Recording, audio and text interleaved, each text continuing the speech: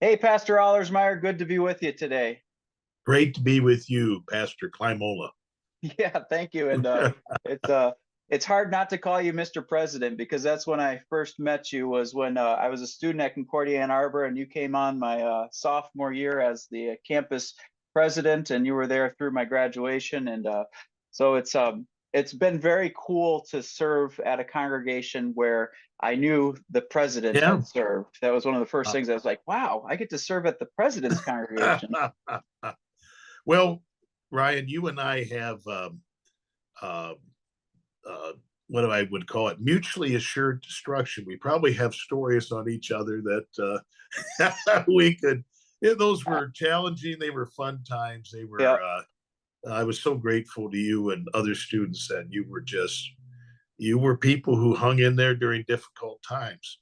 And strange how the circle comes around. I was just talking to Carl Kraft yesterday, the Kraft Center up there Mhm. and what's going on now. And there's just a lot of stuff kind of going around at Ann Arbor at this particular time, certainly in need of our prayers and our encouragement and support.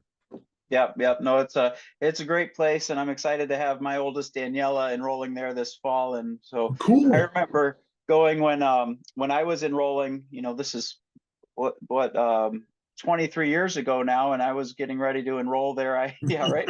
I I heard similar talk, and I was kind of under the radar for how much stuff meant. But I remember saying, well, if the school closes, I can just transfer to another Concordia. That was my There you idea. go. Fortunately, it didn't close while I was there, hasn't closed, and I pray the Lord continues to keep it there. It's Yeah. such a in in, necessary institution in that town, where there's so much of the culture that just Yeah. creeps in Ann Arbor, and it really feels, even since I've been there, a different community. It's a Wow. lot has shifted, and but so yeah. Anyway, so tell us, you were a pastor here. I already mentioned that, but when were you a pastor here? I accepted a call to Trinity Toledo. I was in Boca Raton, Florida as a pastor. I had been there. Uh, just real quick, I started in Northwest Ohio. I was at uh, St. Luke, just south of Wauseon. Uh, I was there 3 years and accepted a call here. I love schools. I've loved to work with schools. So I went to Boca Raton, Florida, St. Paul there. I was there 82 to 88. And then in October of 88, after going through a kind of a rough patch down there, here this call came from Trinity in Toledo. And, I knew the area. I think I had been in the church once or twice. And so, boy, it was just a godsend. I accepted, and I was there from October of 88 until I think the end of 94. By the way, a trivia thing, since I went from there to a institution, not to another congregation, I actually, for a while, was my own vacancy pastor. I would come back and Oh preach wow. in Trinity on the weekend because I was serving not in another congregation, but was serving then as head of two Lutheran high schools that were part of the Cleveland Lutheran High School Association, Cleveland, Ohio. Okay. Yeah, so you got to keep people going here until the next guy came along, huh? Right, right. Yeah. That I hadn't realized that, but that's cool, and it's not too far. We're not too far, about 2.5 hours from Cleveland, so that's certainly a manageable um, thing. So yeah, I know it well. Yeah, I know so that journey well. Yeah. yeah, to set the stage. So this is before the gymnasium, before the upper grade classrooms, science rooms, and the office wing that we had installed. What kind of memories? What was it like serving at Trinity? You were here for it looks over 6 years. So what sticks out in your mind about those 6 years for you? Oh golly. Boil it You down. know. Oh boy, I should probably have been ready. I kind of made some notes. Oh, let me see here. It just wonderful people. I have so many, and you'll have this, Ryan, as you move along in pastoral ministry. You have like your own little hall of fame. It's kind of a Hebrews 11 thing. And if I start mentioning, I'll leave some out. They were just Yeah. people with heroic stories, people who loved the Lord, who loved that congregation and school, who invested themselves in it. You ever hear the name Felix Trittin? Oh He yeah. owned Felix, single man owned greenhouses. They may still stand there as you 475 bypass up there, and I always say with guy John Hayes, he was the architect. Mhm. He used to say, Reverend, I pray for your wife every night. They were just fun. You could kid around with them. And they loved the Lord. So, and when you have a school, it was great. It was great having those colleagues. Um, no, I just think up and down all the neat people. Of course, you knew Chuck Winterstein from Yeah. Ann Arbor. He was principal there. Prior to there, Chris Reimer, and to show how the world's interrelated, Chris's father had been the custodian of the elementary school that I attended, K through 4, over here in Fort Wayne, Oh Peace wow. Lutheran at the time. Yeah. So Chris, I had met down in Florida, and then I didn't know him when I was at Peace. I was a little boy, but then he was principal, and I think probably he was in the mix. The Lord used him to bring me up here, and Chuck then, and of course his was Chris Spahn his successor. I think so. I wasn't around, but yeah, Chris was shortly after Chuck, if not immediately after him there. Wonderful lady, her and Ernie, and Yep. I think of church workers, and oh shoot, there was one more I was going to say that. Of course, the person that followed Chris, Jim Lanscrater. Hmm. Uh, I was at Jim's wedding when he Oh married Ellen. I knew Ellen's father. I guess no, because he's still alive. I understand. I yeah. ran into them out at Best Practices in Phoenix, Jim and Ellen. But we were laughing because his father, John Lanscrater, who, and I got to admit, take it from one who knows, because I'm kind of long winded, although I'm really hacking down for this weekend. But John could pray a long prayer or preach a long sermon. John did their wedding. I'll never forget. In fact, Jim and I laughed about this because he said, this is the day. I think he started, this is my line I love. This is the day the Lord has made. Let us rejoice and be glad. And John started out, there have been many wonderful days, what the day that the Lord created the world, the day when he rested. I leaned over to Jan and I said, I think he's going to take us all the way through from creation up to the day of Jim's wedding. But we laughed about that. But it's so fun to see. I love Pastor and Mrs. Lanscrater, and to see now their son at the helm there of the school. Yeah. So again, I could go on and on, but the people were wonderful. Uh, they were very, very kind and encouraging to my wife and to our children. It was very good. Yeah. Yeah. Awesome. So yeah, tell us about your family and how much of your family was um, in place here. I think a handful of your children were born while you were in town here, huh? Well, uh, our two oldest, Elizabeth, she likes Liz. I call her Elizabeth, or Lizzie B. She went grade 1 with Bonnie Kranz through grade 7. And then when we took the call over to Cleveland, she actually had to finish the 8th grade over there. She's married, lives in Chicago. Her husband's equity partner in an accounting firm. They got 2 beautiful grandchildren. They're my grandchildren, Janet and mine.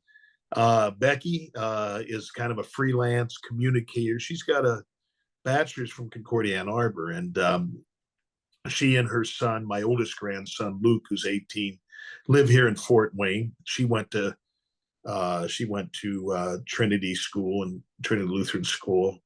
Ben was born down in Boca Raton, and let me think. Ben probably was and you know Ben, I think, Hmm. because Ben was around your time or maybe a little after.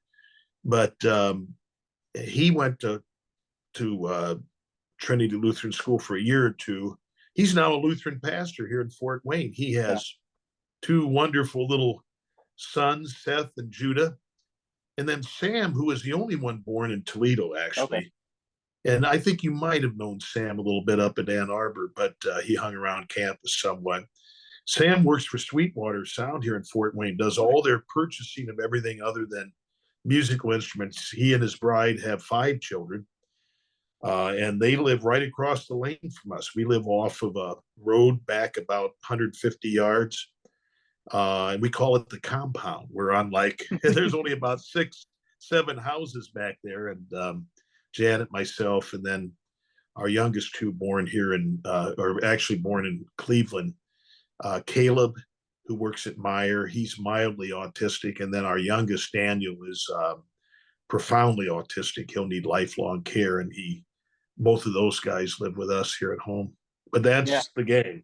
Yeah, no, quite a awesome family you had there, and it's neat to know. I think Becky was at Ann Arbor with me a little bit, and then I Yeah, think Ben might have been a freshman my senior year at Ann Arbor, and then he caught up with me in St. Louis for my 4th year at seminary, and so yeah. we've crossed paths a number of times. What a beautiful thing, and yeah, thanks for that thumbnail. And how's Janet doing? How's she been?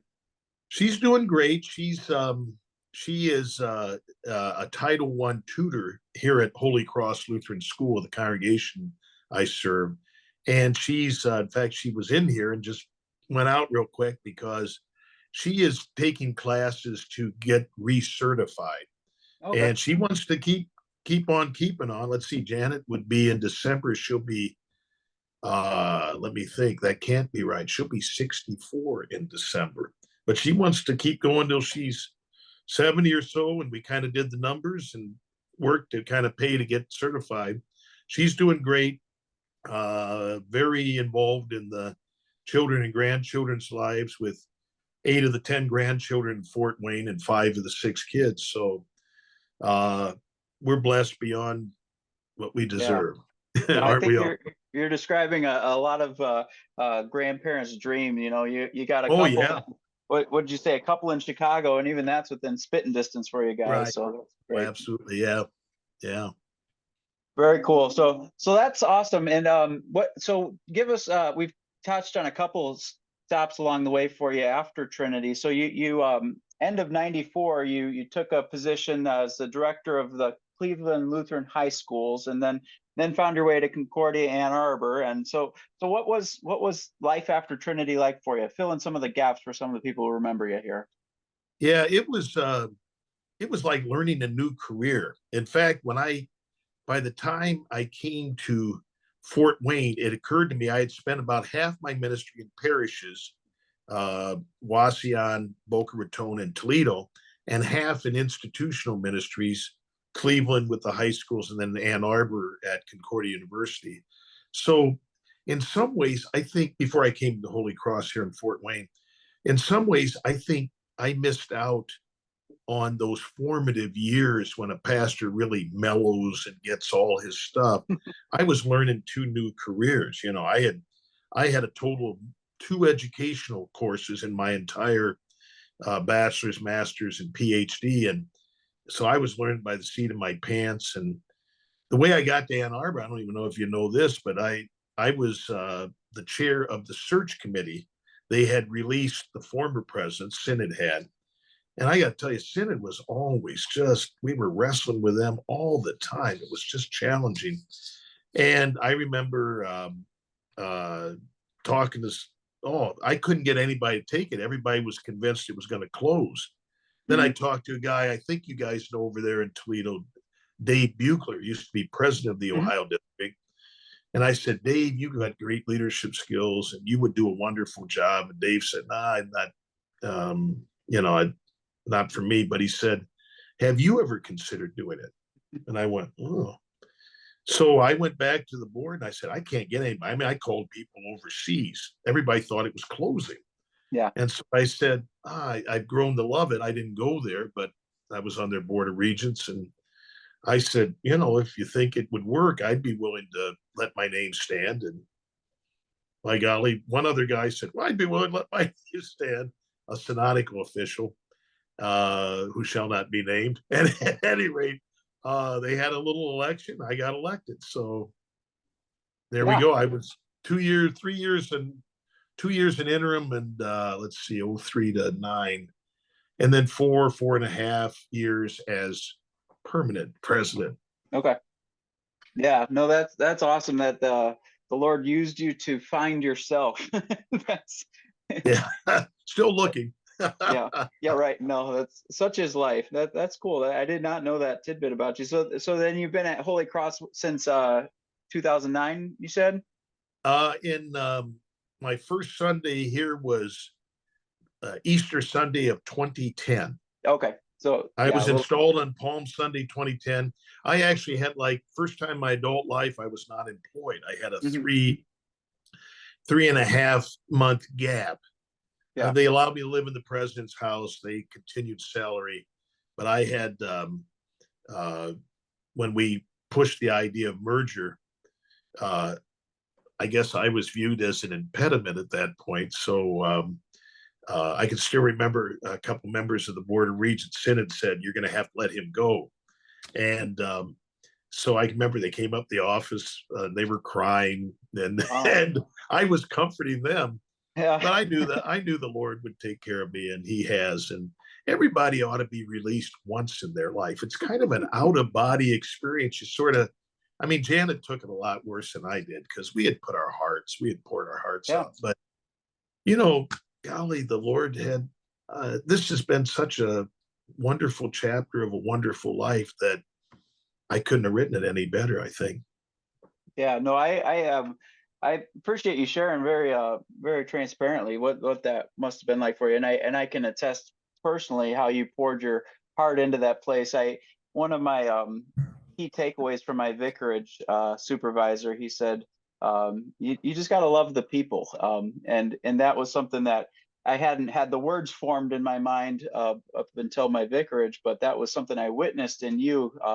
I think there was, due to the nature of your transition time, that first year or so you were at Concordia Ann Arbor, you were basically a bachelor on campus as Janet That's was back right. in Cleveland. So you were in the nest with us late into the night and eating the, what is it, raspberry chocolate chip ice cream, and Oh yeah, I forgot about. Oh, there's nothing like that. yeah, but no, there was just no doubt about us. Your heart was for the community there, and we benefited from that. And our friend group, my friend group especially, I know that we've greatly valued your leadership and your presence on campus. So that's an awesome thing.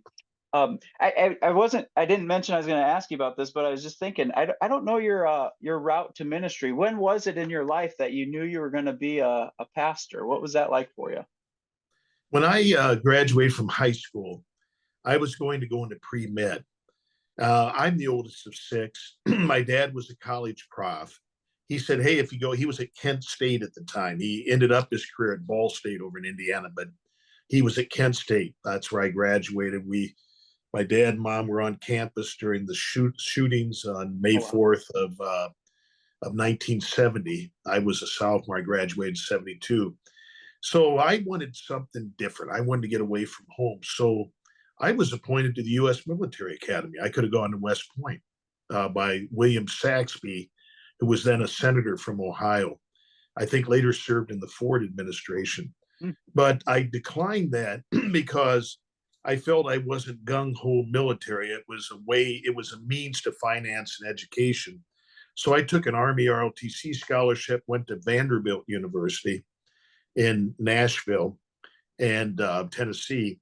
I was 2 years there. I was pre med, and I took some religious studies courses there.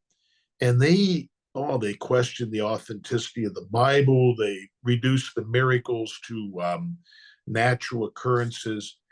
I got to tell you, after I can still remember the book. It was called "The Resurrection of Jesus of Nazareth" by a German scholar, Willie Markson, and I'm sitting there and I'm buying into each premise. And I get to the last chapter, and it said, in essence, I'm summarizing, whether Jesus physically rose from the dead or not doesn't matter. The fact that the disciples went out and behaved as if he did, that's what matters. Hmm. So it was an Wow. existential resurrection. And I can still remember, I bet I could go back to the room and where I was sitting. I closed that book and I said, what has happened to me? At Hmm. that point, I had walked away, I think, from my faith. Well, I went back that summer to Muncie. My dad was at Ball State then for the summer. My parents, I would argue with them about Christianity. They finally said, "We don't want to talk to you about it. Just stop." But they connected me with a campus pastor. And this man took me through Christianity 101. He listened to my doubts, he answered them, and he really, through the power of the Holy Spirit, working through that word and pointing me to Christ, he just rekindled faith within me. Yeah. And I remember thinking, I want to be that kind of a guy. So I called Vanderbilt and I said, "Major Turner, I'm coming back for year 3, but I don't want to go into pre-med anymore. I'm going to become a pastor." Oh, wow. And I remember Major Turner of the ROTC program saying, "Son, we're not interested in training chaplains in the ROTC." So, I couldn't afford to go to Vanderbilt on my own. And then this pastor who had encouraged me, he told me up in Fort Wayne, there was this Concordia Senior College. That's back. I think your dad probably went to the senior college, didn't he? Yep. That's back when all the Concordias were junior colleges, first 2 years, and they would feed in to either Fort Wayne to finish off your undergraduates, or would feed into Chicago or Seward if you were going to be a teacher. So I went to Fort Wayne, 2 years there. My senior year, I graduated. The seminary moved in that fall. They allegedly shifted the senior college program to Ann Arbor, and that only lasted a year because everybody went 4 years. All the Concordias did. So I kept on in Fort Wayne, and I got my bachelor's the next fall, did my seminary, and I did seminary in 3 years. I wasn't married. I was motivated. I went to the summer, 2 summers. I was working at a church. Everything was good. Vicared in Redondo Beach, California, where a member of my youth group was a young lady named Janet Peterson. Oh, wow. And when I went back to Fort Wayne, I had played tennis with her a few times. So I said, "May I write to you?" And she said, "Yes." Now, some of the people listening are writing. What today? What is May I that? text you? I don't know. Yeah. So I wrote to her, and then in April of what was her senior year of high school, I flew out there, and it was my last year of seminary, and I asked her to marry me. If one of my kids did that, I think I'd strangle him, because Yeah. I proposed in April. I graduated in June because I did it 3 years, so I was one summer session. I was ordained July 1, and then we were married August 11th Oh, wow. of 1979. So this year it'll be 45 years. And God bless her parents. They're with the Lord now, but they were so kind. And because I'm sweating bullets, and all this, because Yeah. here their high school senior daughter I'm asking to marry me. And so, yeah, that's and then I remember she was out in California, no Zoom, no nothing like that. I would have to call her and report on call day. So the guy before me went to the Philippines. The guy after me, I think, went to Africa. I wanted to do doctoral work. So my placement director said, "Ahlersmeyer, you're a big city guy. We're going to either send you to Boston or to San Francisco." So you know how it is, Brian. It's like the Academy Awards. You walk across the stage, they hand you an envelope. Thomas Ahlersmeyer, St. Luke Lutheran Church, Wauseon, Ohio. And I went, I think I was visibly shocked. I mean, it was like, never heard of the place. And it was out in rural Northwest Ohio. I think, not far from you guys, not far from me still, here in Fort Wayne. And I called Janet. I said, "Now you're going to marry me for better, for worse. I'm taking you from Redondo Beach, California to Wauseon, Ohio." And we had 3 great years here. Those people were so wonderful. I just did a funeral over there for one of the people that was there. And one of the members was a member of Trinity years ago for a while, Brett Kahrs, Kahrs. And I understand he died of COVID as a young man. So, yeah, but he had been a member of Trinity in Toledo, and wonderful way to start a ministry and a marriage. So they all began in 79. It'll be 45 years this year. Wow, that's amazing. Thank you. I'm glad I asked that, because I hadn't known that story about you. I love hearing how you met Janet out there, and Boulder out of California to the Midwest and Florida, and that what a wonderful story the Lord's woven for you. And Yeah. yeah, they so you said you're the youngest of six, backing up a No, the little bit. oldest is 6. Oldest of six. Okay, Yeah. that's good. And then 6 kids of your own. That's awesome. The way the generations flow. And yeah, so talking about the history of Trinity, you know, the faithfulness the Lord has had to us for all the generations we've had here. What do you think? I love hearing you preach. I'm looking forward to having you preach this weekend. You have a way with words. What would be your words to a congregation looking at a huge milestone such as we are this year at Trinity? Yeah, I've been working on it. I'm kind of a procrastinator. I need I the How's this for putting you on the spot? so I'm still although um you know, I would say I'm going to be kind of blunt here. Um I got to tell you, you're blessed to have a school in a culture that is increasingly uh the idea you'd belong to a congregation is not a given in our culture. It hasn't been, I guess, for reading a book about that now, the stages of American Christianity.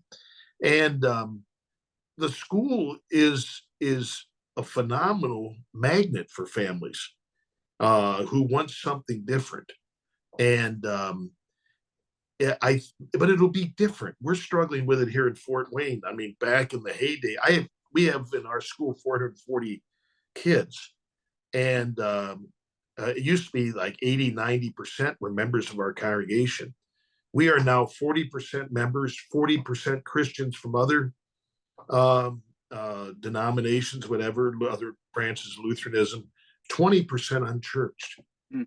And, there's people that, they want to go back to Egypt. They like the way it was in the old days. And hey, guess what, guys? We ain't going back. What a phenomenal opportunity. And I think whatever we can do to encourage, to understand, one of my colleagues here, I love his expression. He says, mission work is messy work. It's going to be messy. It won't look like it looked 40 or 50 years ago. But golly, just roll up your sleeves and embrace the mess and bring Christ to kids and their families. Parents, I think there's a crisis in parenting today. Man, I think sometimes parents think you turn your kid over to a school and that'll turn him into a Christian. What are you doing in the home to disciple that kid or your children? Are we communicating to them that Christianity and their faith is the primary, the most important thing? I mean, I have parents here in Fort Wayne. They'll spend thousands of dollars to put their kids in travel sports, and they're missing the weekends. They're missing church. It's a challenge today. Mm-hmm. And it's sort of like, what in the world do you have when you get to the end of the road? You got a kid who basically all his or her childhood were going from this place to that place. And I thank God I had a chance to lay in the grass, just look at the sky when I grew up. And also that I had parents that said, church and faith in Christ, that's number one. I don't know. Sorry, I'm sounding like a. It's sometimes easier to have somebody from outside say the things you want to say. Yeah. No, well, believe me, it's tough for me to say it here. Yeah. Because these people are wedded to this stuff. It's like, right. What is this all about? Yep. No, I think you've identified a big challenge that we're facing in the culture and in the culture of the church even today, and what's left of it. It's interesting. I think our statistics here, when I came here in 2011, 75% of our school families were connected to the church here.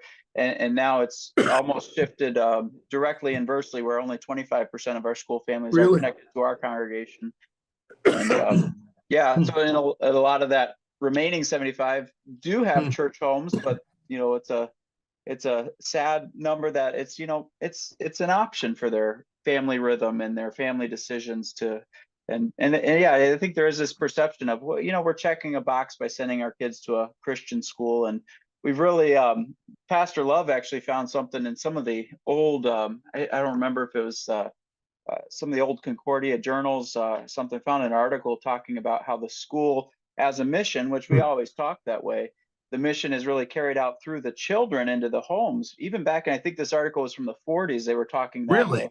Really? And so we've kind of tried to lean into that, not explicitly, but kept that in mind that these kids are getting Jesus, 5 days a week, and we can rejoice that the Lord's bringing bringing that good news to the homes through them a lot of times, and so it is a blessing. No, I thank you for pointing that out, because that's one of my favorite things about Trinity here is having the school, seeing if it's just the energy of the building, it's an amazing thing, but it's beyond that as well. The knowing that we're here for these families who need this support, and we get to be that.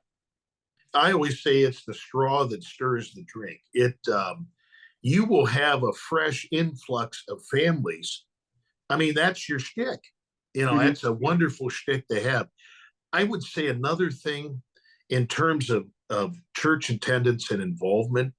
I found myself lately joking because, um, it's uh, during COVID, we all became online stars. We can all Zoom and do it to Yeah, a, look at us. yeah, there we are. And I just got done, by the way, this morning recording for July 7th for Worship Anew. Yeah. So, Well, you uh, were an old hat with the online streaming, because you've been yeah, that yeah. preacher there for a while. That's just great. But at any rate, I have people who could be in church who say, "Oh, Pastor, it's great to sit back with a cup of coffee and worship the Lord, on my back porch." And I've thought about that. Obviously, you can't get the Lord's Supper over the internet. Um, but the other thing is, I've found myself joking with people recently and saying, "What would you think if your next family reunion was Zoomed?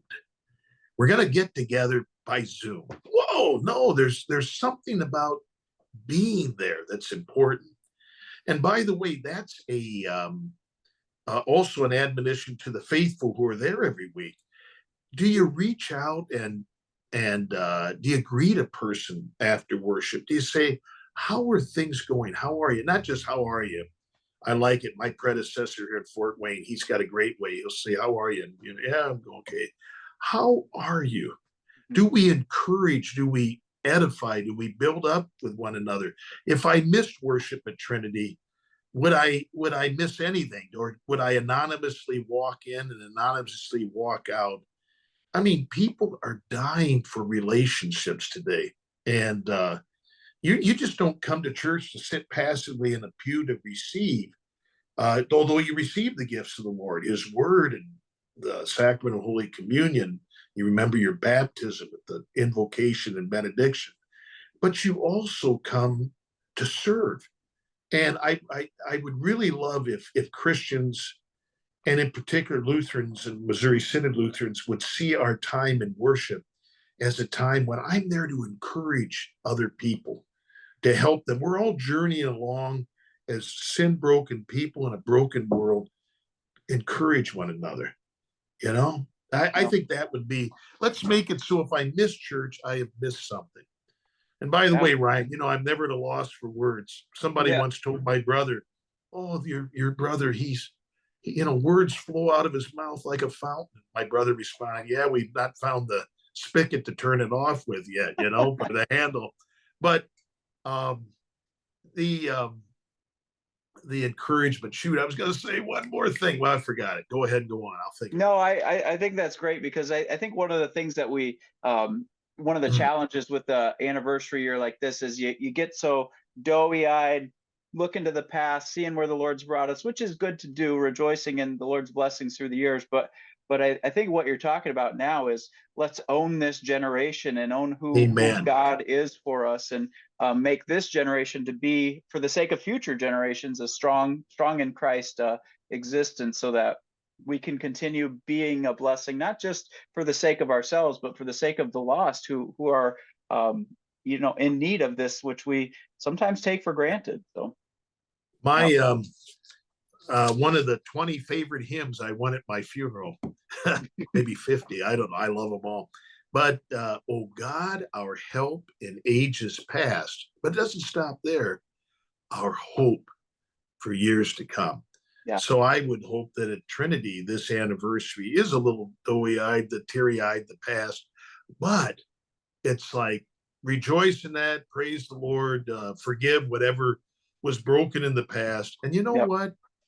We're called to keep moving forward. We've come Amen. this far by faith. We're moving on now. Yeah. Yeah. No, that reminds me. This morning I passed a billboard, and I was aware of this because I did a little bit of research. What other organizations in Toledo are celebrating 150 years this year? And there's a Oh, big one, ProMedica, which is the really? hospitals, and it's probably boomed since you've been gone because they've bought up a lot of downtown. And anyways, they're at 150 years this year as well. And their tagline they had on the billboard says, "We're here for the future." Or something like that. Cool. And I thought, man, we missed that. Would have been a great one. Cool. Yeah. Cool. So, well, Yeah. anyways, we're looking forward to having you with us here.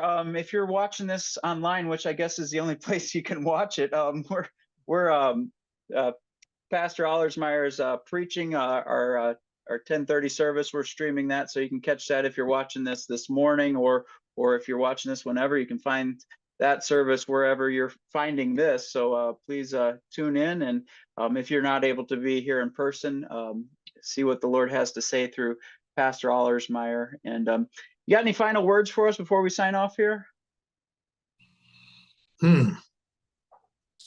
I'll put down real quick. I jotted at the end. I made some notes.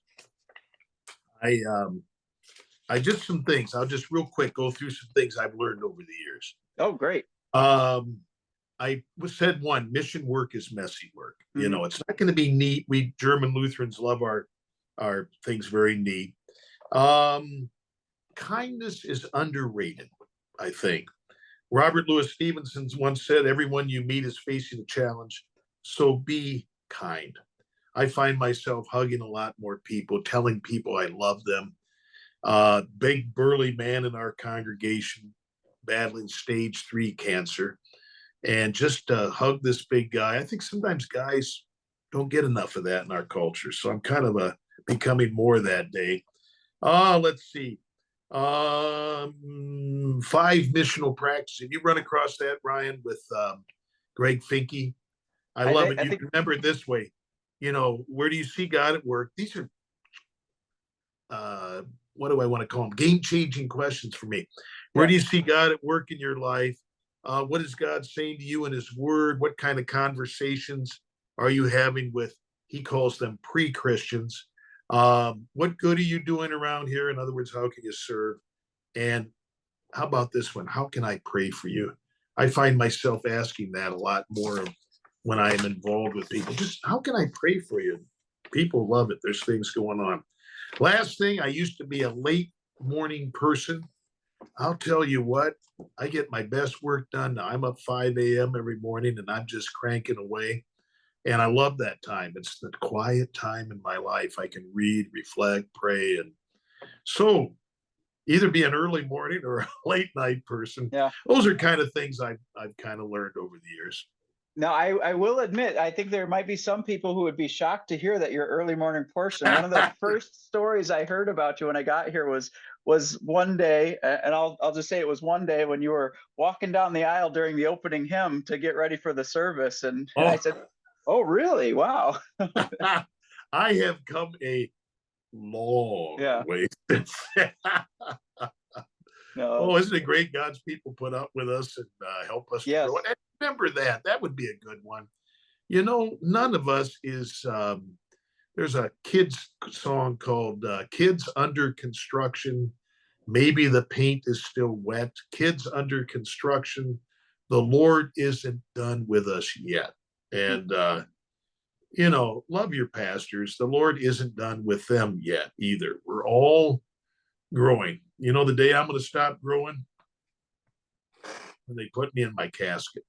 Yeah. So No, I think that's a great way to live, and there's a humility in that, and I think that's exactly what Christ leads us to, models us before. We had our readings for this past Sunday here. We're doing the 1-year lectionary, as you know, because you're stepping out of your cycle to do that for us this weekend. But First Peter chapter 2, where it talks about Christ suffered for us, and you want the line to end there. Oh, good, he suffered for me. That means suffering's over. Yeah, But yeah, then it goes on to say to leave an example for us, and then suffered for us as an example for us. And so he shows us how to suffer. He shows us the humility. He shows us he didn't need to learn, but he humbled himself to the learning posture, and that's the example we follow. Is what can I learn from others? And yeah, I like that. Kindness is underrated. And I heard somebody say yesterday, listening never made somebody upset.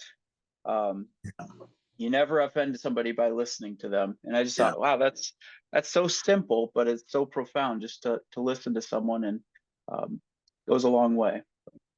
yeah. Well, thank you for letting me listen to you today. And looking forward to listening to you this weekend, and pray God's safekeeping as you travel over 24 to be this way, or whichever route you take. But yeah, very much appreciate the legacy you've left here, and the work that the Lord continues to do for you in Fort Wayne. God be praised. Yep. Excellent. Thanks, Ryan. Amen. You're welcome. We'll talk to you soon. God bless. Bye-bye.